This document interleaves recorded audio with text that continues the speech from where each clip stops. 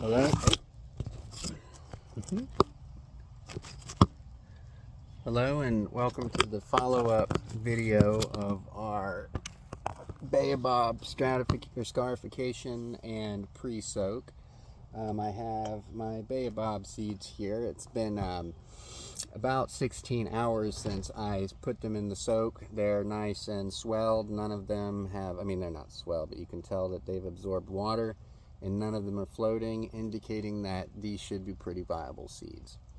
So next thing that I do is I have my seeding bed, which one of those concrete mixing trays you can get at the hardware store with some holes in the bottom.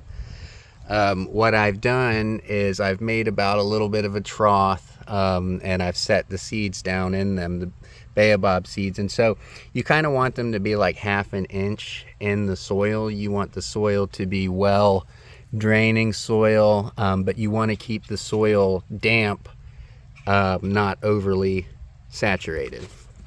So kind of what I like to do is put the name tag up by which, these are just some old things, you should ignore them.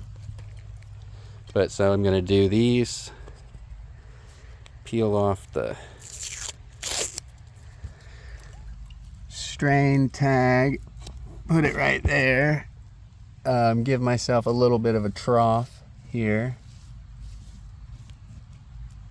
Now I use this bin for a lot of different seeding, and so sometimes I get random put Baobab seeds in there, and I get some Baobabs, and I get like a black pine or something. It's pretty cool, because sometimes it takes the seeds a little longer than the rest of them. And so you take your seeds and you set them out about 2 inches apart is how I do it. Once these germinate, they'll probably spend at best 2 weeks in here. I have this cover that keeps the squirrels out, so they grow up into that relatively fast. Okay, and I have my last set here. Capricata. I think that's what we started with yesterday. Capricata. Alright, get my little trough going here. It sounds like that some kind of Italian deli meat. Capricata.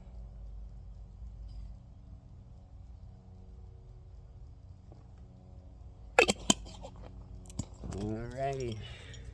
Cover the seeds. Remove that. That was a little grass.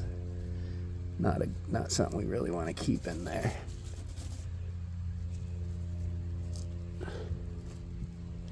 And these should germinate within a week or two. A lot of times they'll pop up within a few days. So far this has been a pretty successful method that I've used for a lot of my different seeding projects. But for Baobab, and I can post you some pictures of Baobab that I have grown from seed in the past that are relatively well developed, going on 4 to 5 years old, and they have great nibari and just great movement in the tree, in the plants. So like I said, I replaced my squirrel screen, and let's go take a look at some of these Baobab of mine. See, I got my tortoise over in that cage. Hey, tortoise.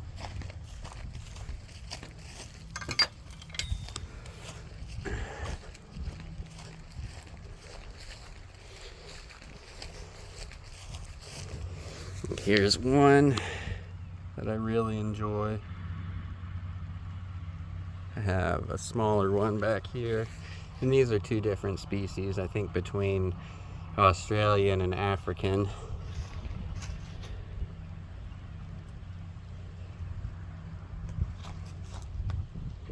This one I like. It's got some good movement in its trunk. Alright, and one last one. This one's kind of grown in the hiding here. See, it's right next to a desert rose, and so it's cool. Well, thank you for watching the follow-up episode of Growing with Kyle, scarifying, pre-soaking, and sowing baobab seeds. Thank you very much, and I'll see you later.